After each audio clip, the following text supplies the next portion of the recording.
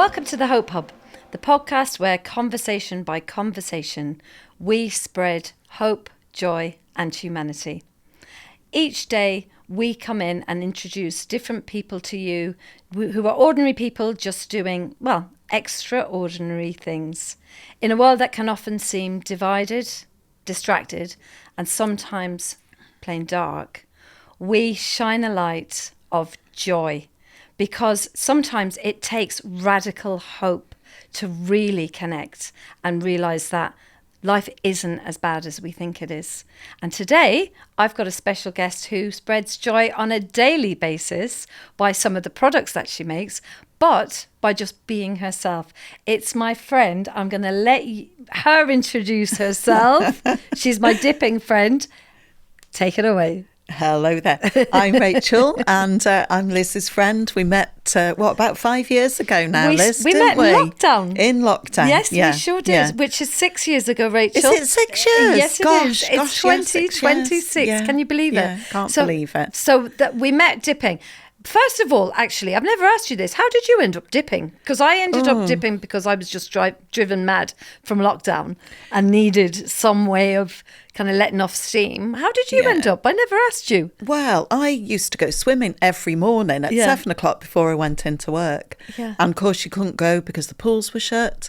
So I ended up thinking, I'll maybe go to the Marine Lake in New Brighton. Yeah.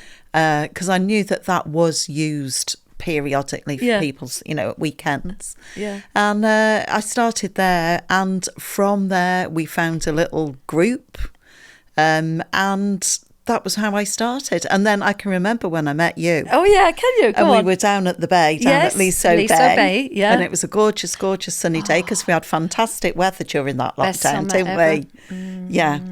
And we were just having such fun bouncing around in the waves. And do you know, it really got us through those difficult times, didn't it? Having that, it was outdoors, we were allowed to do things like that, and it was just joyous. That for me saved lockdown because I couldn't go home to Ireland, as you know. No, of course you So couldn't. my mum, my sister, my brother, my sister-in-law, brother-in-law, everybody couldn't see any of the nephews, couldn't see any of the nieces. Yeah. And my children were they weren't, like my son was 14 and my daughter was 8.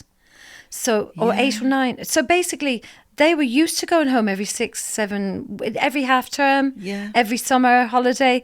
And we were stuck for 18 months, which was a really long time. Yeah, it was. So at that time, I was able to bring the kids to the beach as well. Yeah. And it was like Spain. You mentioned the weather, but it was so glorious, wasn't it? It was. Time? I mean, we used to call it Costa del Liso. We still do. Even though it's kind of rainy at the moment. But no, it was fantastic. So when you were doing the swimming, because I remember for my mental health at the time, that was a significant thing to do. And when was the first time you actually went into the water swimming outdoors? Because that was something that I had done in Ireland, like in the summers and stuff, or in Spain, but to do it in Liso, no, wait, what had you? Because you grew up. Did you grow up near there? No. Well, I did, but I had been open water swimming before, but in the docks, in Liverpool, at the Liverpool Water Sports Centre, on a couple of occasions, but I hadn't really settled into any kind of regular routine with it. It was spasmodic. I used to go with a friend of mine. Yeah. So that was my first introduction to it. Yeah. And then, of course, when you couldn't go in a pool and the weather was so gorgeous, the natural thing to do was, to get in that water. And I know I'm a water babe. I'm always at my happiest in water. 100%. Yeah. I am the very same. Yeah. Which brings me to, you've kind of pivoted a little bit because when you were swimming, you said you used to go swimming before work. You're still working. I do still work. Fully, you are partially retired. Is that right? Partially retired. Yay. Yes. So tell me, what is your job, your real job, grown-up job, and what is your new enterprise, which it's been from the sea, really, hasn't it? I suppose it is really. Yeah. So my normal regular job is that I work in the civil service and I work for the land registry, and I have done for about 43 glorious years, believe it or not. Yeah, I started in primary school, of obviously. Course, I was going to say, you don't look old enough.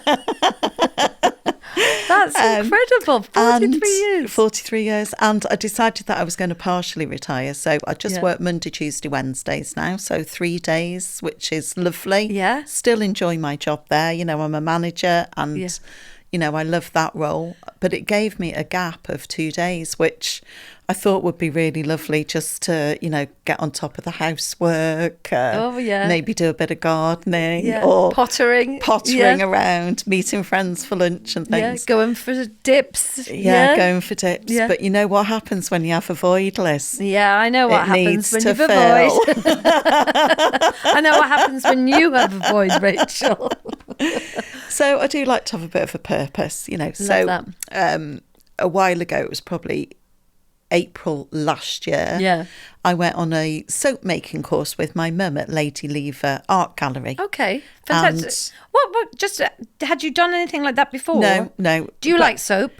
I do like soap, but I also like doing different things. Like that. my daughter says, what are you up to this time, Mum? Because I'm always wanting to try new things. Love that. Quite adventurous. Yeah. So I went on this course at Lady Lever's, and it was it was a lovely little afternoon, couple of hours, and they did what is called the melt and pour soap. So literally you buy a block of soap, melt it down, and you can add fragrances to it, essential oils, add colours to it to make it your own, and put them in little moulds. So I really like doing that, and so did my mum. And then that sort of led a spark to going home and thinking, I'm going to get my own stuff and start making a few bits of my own with the melt and pour. So just to have for yourself, for personal use. Yeah, and I used to give some out to the girls at breakfast and things. The gang. Yeah. And then a progression to that is then the next step, really, I suppose, is making what's called cold processed soap, which is where you actually make it from scratch. Wow, that sounds quite complex. Well, kind of complex. I mean, there's lots of good recipes out there, but there are certain things. It is a chemical process, so you do have to be careful while you're making it. Okay. And I bought a few bits to have a go with that. Found something on the internet that I liked and made a couple of bars internet, with that. Eh? Yeah. Brilliant. And then, well, I can remember I was sitting on a beach in France in August of that year thinking, I've partially retired. Perhaps I could do something in those couple of days, to, a bit of interest, do something I like doing. So a little bit more internet searching, and I came up with this company that does packages of ingredients and a cosmetic safety report, which you have to have to even give away soaps and things. So cosmetic talk me through report. that. What's that? A cosmetic That's the safety. legal, anything that you buy that you put on your face. Creams, makes sense. So soaps. I would have even thought of that, but of course, naturally. Yeah. You have to have this cosmetic safety report. So I found this company that did a bundle with ingredients and the cosmetic safety report. And I thought, well, I'll just do that. And it was a seasonal soaps for Christmas. So I thought, I'll just make those up for friends and see how I go. Yeah. And it kind of started from there. And I just love the process of making soap. Yeah. It's, I don't know, it's an old-fashioned kind of thing in a way, because we're all used to just, filling up your hand wash gels and things more these days. But soap, it's been made for literally thousands and thousands of years. Yeah. And originally it would have been, a campfire, when, I don't know, it goes back to pre-Egyptian times, I do believe. And the fat used to come off the animal that was being roasted, and it would fall into the embers below the fire. And that process is what made the soap in those days. Wow. So nowadays, everything that we make is derived from that, really. That's incredible. Yeah. So talk me through what it would be like an average day making soap. What's the process from start to finish? Because it sounds like something that you're in a state of flow. In positive psychology, we call that a state of flow. You know, where you've got this, it sounds to me like you've built up your skill set, but you're you're working on something where time stands still. Am I right? You're not on your phone. You're not distracted. It's so good for your mental health. Oh, yes. But you're using your hands. Yes. And there have been studies that have come out recently about how important it is to use our brain and our hands to kind of solve problems, but also this would be what we would call active rest. Passive rest is like watching telly but active rest is reading or making things or writing, creating. So from start to finish, what would it be like if I came to you now today? Because I'm fascinated by this, how you've come from like just an idea in your head, a trial, taste a day, to creating things that you actually sell these now, don't you? Yeah, I do. So, very small scale, but yes. But it's growing because you said to me yesterday when I met you, you said, well, I'm working today, working tomorrow, working this weekend. I was like, what? I thought you'd retired. And you said, oh, no, this is the soaps. That's amazing. Yeah, but if I was to come with you now and sit with you and watch you in your process, what would happen? Where would we start? What would we do? Right, we'd start. You've got to be very, very in the moment. You can't rush it. Yes. It takes however long it takes. Love that. So book out the afternoon. Fabulous. Just go with the flow. Yeah. And I think what I like about this so much is that it is creative, like you've said before, because my other job is very legal dominated. It's a lot of facts and legalities and everything, that has to be just so. And this is very much fulfilling my creative side in every shape. Did you have that before? Did you I think it's always been there. But did you use it? Did you access it? In a way, because in lockdown as well, I've always liked doing art, and I found like this paint club that you could go and, get a canvas, some paints, and the artist would lead you through. In COVID times, it was online. Oh yeah, through doing a painting. Yeah, so I really loved doing that. Yeah, and I did a gorgeous Highland cow and a few other bits. I remember those. Yeah. They were amazing. Yeah. And you also did. You had a little book club, didn't you? Do you remember? We had club, The Boy in the Water. We read. Oh, we did. You have to read The Boy in the Water, folks. We interviewed him. He came on our Zoom. He did. The writer. He did. Yeah. Tom. Yeah. Can you remember his name? Tom Gregory, I think he was called. Great guy. Yeah, he wrote this book while he was commuting to and from work. That's something that stuck in my brain. Yeah. When he was the youngest person to ever swim the channel. Yeah, it was in the 80s. Was it the 80s or about the 70s the 80s, or something? I think, wasn't it? They wouldn't get away with it today. The way he was trained and no, they stopped it. He wasn't allowed to do it any longer. But he was the youngest person. Incredible. So we'd read this book, and all of us had read it. A nice, easy little book to read as well. Gives lots of hope in that, wasn't there? Loads of hope. I loved it. And resilience. It's that triumph over adversity. Which was a story that really kind of grabbed my heart there. And anyway, so I'd followed him on Twitter at the time, as it was, and I thought, oh, we've all read the book. I wonder if he'd have a chat to us. So I just tweeted him and invited him, do you fancy coming and talking to the girls? We're a group that have met, and gave him the whole story. It was fabulous. And he came online, didn't he? He did, yeah. And he was on for quite a time. He was about an hour and a half chatting to us, wasn't he? And he was on Radio 4 the week before. Yeah. It was like Radio 4 to us. Proper fangirling we were, weren't we? That was amazing. Lovely.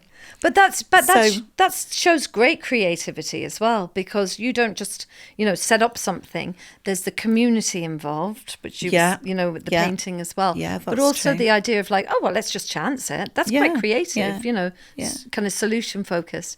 But getting back to the soap. Oh, the soaps again. Right, so a typical soapy day then. Yeah. Right, soapy day. Soapy day, yeah. So I make everything at the moment in my kitchen, so everything is cleaned off.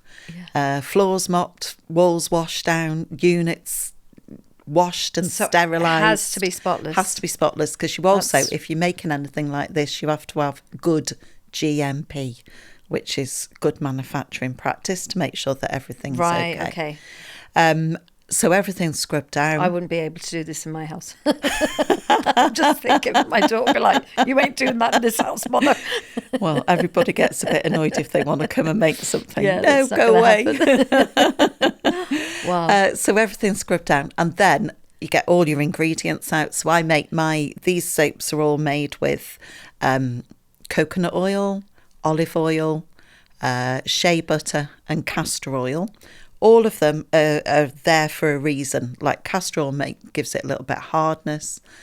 Shea butter is like richness. Coconut is like the bubblsy Beautiful. part of it. Yeah. So they've all got a reason to be in there. Yeah. And then you melt down the oils that are solid. And you also, what makes the actual soap process, the actual alchemy, is that you use sodium hydroxide and water, mix those together, and that makes lye. And then you add the lye to the melted. So it's called lye. Lye, Lye. So what's it like a squidgy thing? I'm thinking of my daughter making. What was that thing that was really that everybody was making before? Slime. Do you remember? Yeah, it's not slime. It's not like that. No, it's not liquid. bouncy. It's liquid. Okay. So the sodium hydroxide is actually quite a dangerous chemical. Yeah. You know, it's used as drain cleaner as well, believe it or not. As we put it on our body. But once the sodium hydroxide is added to the water, you never do it the other way around. You always add the powder to the liquid. I put it in the sink so it's all safe and secure, not going to spill. You have to be very careful with that. And then once that goes into the water, it gets very, very hot. Quick stir, leave it alone. And then that forms the lye. So that's the water and the sodium hydroxide. And then once all your oils are all melted and warm, you wait until they get to roughly the same temperature, and then add the lye to the oils. And it's adding the lye to the oils that makes the soap process begin. Wow. And it's called saponification, which is a nice word. I love, yeah.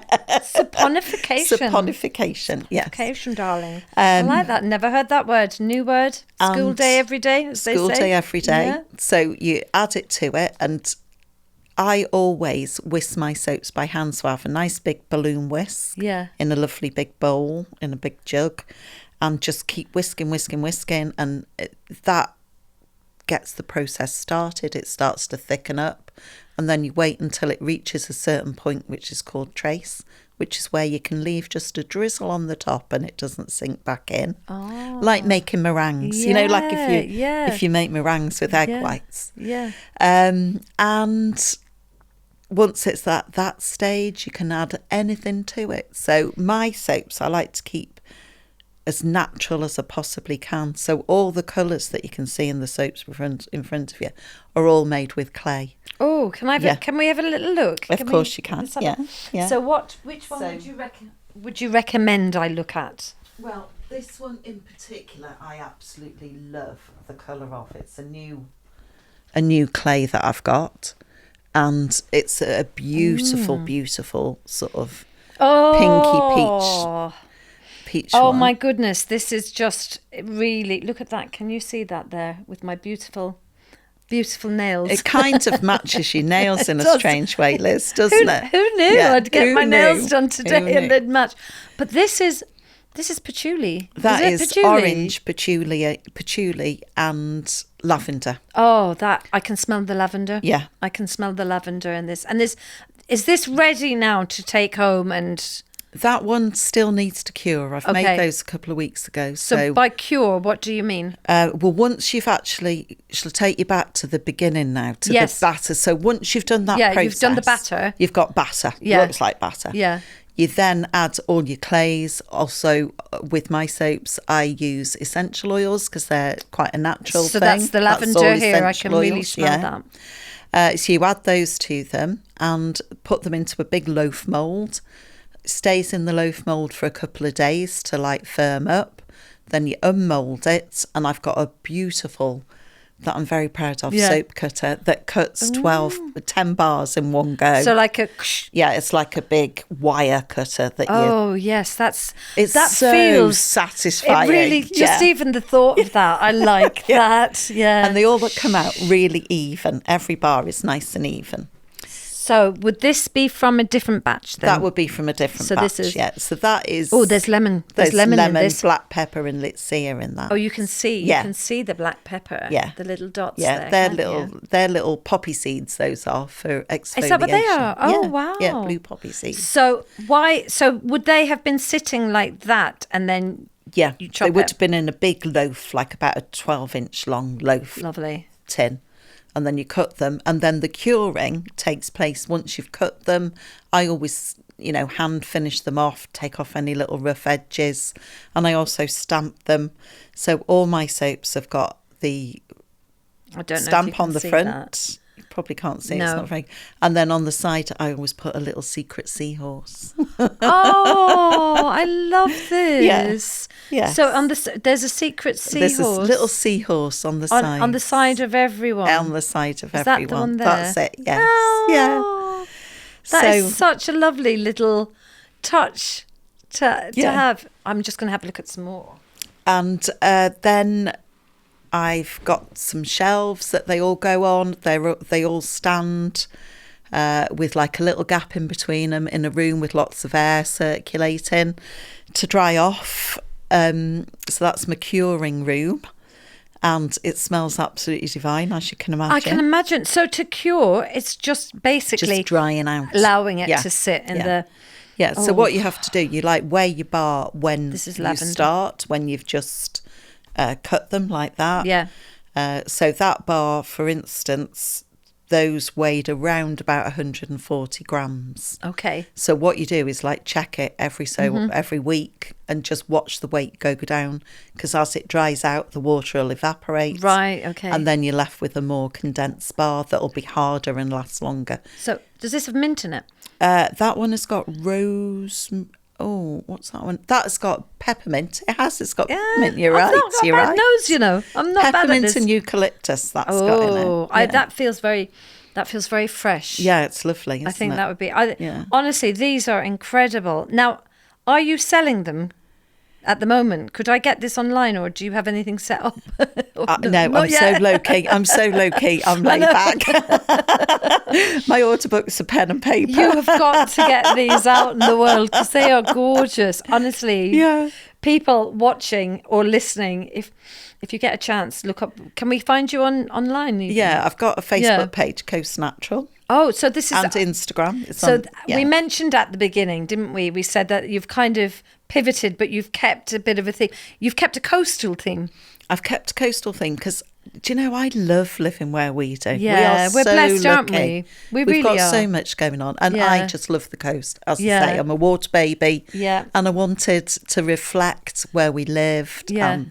The fact that we're kind of coastal women, aren't we? Yeah, we're mermaids. Mermaids, coastal women. We are, definitely. And it's and out in all weathers. And I think your soaps really...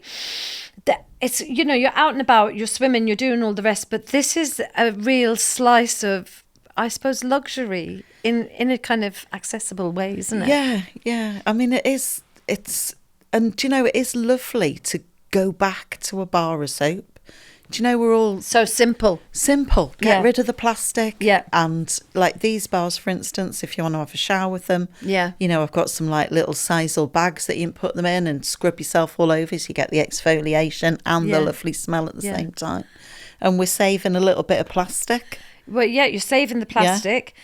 But for you and for your mental health, the creative part of the process is really important, isn't it? Yeah. It's being in flow, having that skill set, learning something new. Yes. Being creative, because it's such a creative process from the description. It is. Putting in a bit of this and a bit of that. It's it is alchemy. Yeah, it's magic. Alchemy. Yeah. It's lovely. But the other thing I think is magic is the reaction of everybody around you when they get their soap, because you might not, well, you won't know because you don't know Rachel, but Rachel gives us soap when it's our birthdays and when it's Christmas. We get treats all the time. And what's lovely about that, because relationships are really important when you're talking about positive psychology and positive well-being. Now, the longest study into human well-being is the Harvard study of well-being, and their biggest takeaway from that study is human relationships are the biggest factor in longevity and well-being. Yeah. So one of the things with the soap I think is lovely is not only that you get it as a gift, and that in itself, you're giving something that you've created yourself, which is a beautiful thing in itself. But that when you take it away, every time you wash, it's like, Rachel. Yeah. So you have a lovely little thought, a little memory of your friend and your friendship, which is a really lovely thing to do. It's important, isn't it? And and it's just such a simple way of connecting and accessing your creativity. Yeah. And I talked to you a lot about The Artist's Way, because I've mentioned The Artist's Way. If you haven't heard of The Artist's Way, everybody, I would look it up online. It's a 12-week course by Julia Cameron, and it's a way of harnessing creativity for people who don't necessarily have to be, like, your job isn't a creative job per se.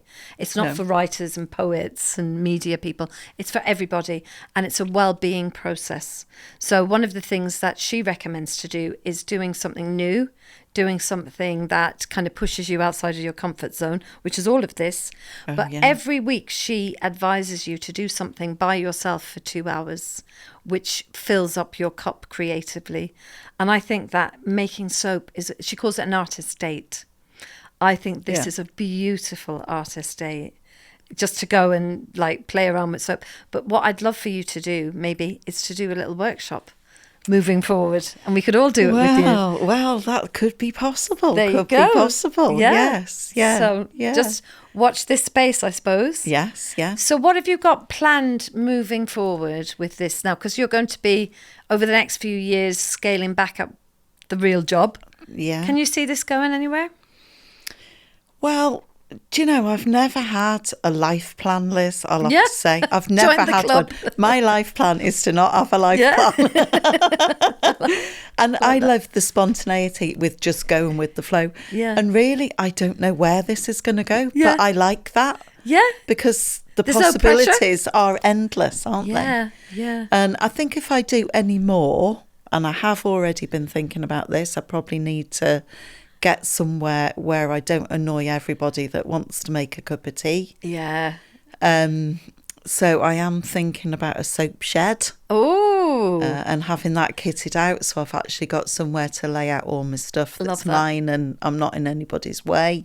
That's probably my next step. Okay. And whether I take that jump and invest the money in, you know, that. And I think, well, if it doesn't take off, it's a lovely little garden summer house, isn't it? So it'll never be wasted. Never be wasted. And I think the skill set will never be wasted. No. I think that, you know, you can make gifts forever, really. You could use it for gifts as well. Yeah. But I think it's especially important because a lot of the people who I work with as a positive psychologist, you find they come to me when they're feeling stuck, or, you know, when they're transitioning from maybe leaving one job to another, or it doesn't matter what age. It could be somebody leaving university, it could be somebody leaving a job that they're not happy with. And I think what you've done here is you've shown us that just by following curiosity and having a dabble and being a little bit braver out there, using those character strengths to just, you know, be curious about the world and about processes and about trying things, having a go has really paid off for you, and always seems to, really. Yeah, I mean, this is something that I really love. I wish in many ways I'd found it a lot earlier.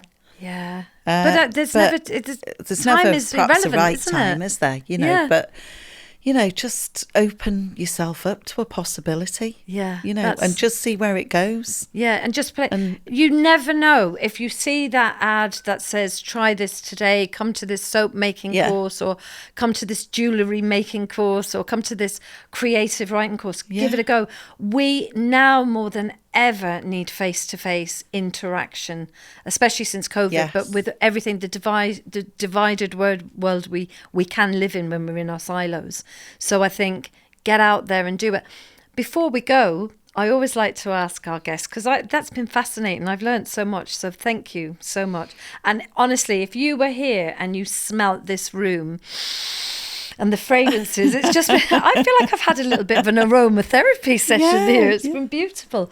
But before we go, I always ask people when they come and visit to leave like a little tip or an actionable takeaway. And I call it a hope spark, because it's just this little thing that will light the touch paper, if you like, of joy. Can you leave a hope spark? What's your hope spark for anybody watching or listening today? Well, a good little hope spark that I've actually used myself this week is a little bit self-care. Have a bath. Oh, people forget about having a bath these days, don't they? Because we're all in such a rush to get things done and go places and everything. Have a bath. Magnesium flakes in it. Make your body feel wonderful afterwards. A couple of little essential oils. Maybe even a couple of little dried rose petals on the top. Some candles, maybe? Maybe some candles. I've got a friend who's just started making candles. Shout out to Maison de Lumiere. Oh, lovely. You've got to check her out. But few of those candles, scented candles. And just half an hour, or if you were like me, an hour and a half in the bath the other night. Oh, wonderful. Make it into like a homemade spa. Homemade spa. Get I a love book. this. And a little bit of time for a bit of self. And carve that time out. Put it in the calendar for yourself, because we don't, do we? We don't. Just to stop, shut the bathroom door and just relax for a few minutes. Leave the phone outside, maybe. Oh, yeah, don't take the phone with you. Leave that. Yeah. And just have a nice little, even if you can only spare 20 minutes, just have that little bit of self-care. I love that. Take one of my soaps in with you. Yeah, I'm going to nick one of those before you go. Yeah. Well, Cured or not, I've got you? one. Yeah, don't worry. You're so good. So good. There's always a method to my madness here. I love it. There is. Oh, well, listen, Rachel, it's been absolutely wonderful having you here. Thank you so much for coming in. Well, thank you for inviting me. I'm so inspired. I really want to go on a soap making course, which is why I was dropping hints about doing a workshop. Do a workshop. Well, you can come round to mine and make one day. 100%. Yeah? I'd love to. Yeah, I'll show you what to do. I would love to, because I think there's so much pride in giving gifts that you have made yourself. Yeah, I love that. Yeah. Isn't there? There is. So thank you very much for your tip. I am very much looking forward to getting away tonight and having a bath and chilling out and enjoying it. But it's been an absolute joy, and for everybody who has given us their time today and watched us or listened to the podcast, thank you so much. And remember, just keep spreading the hope. Be radical with it, because we need it now more than ever. Please, if you like the podcast, don't forget to rate and like it and share it, or however we say that. Like, rate, share, review, whatever. But definitely come back again, and we'll see you the next time. Thanks very much. Goodbye. Goodbye.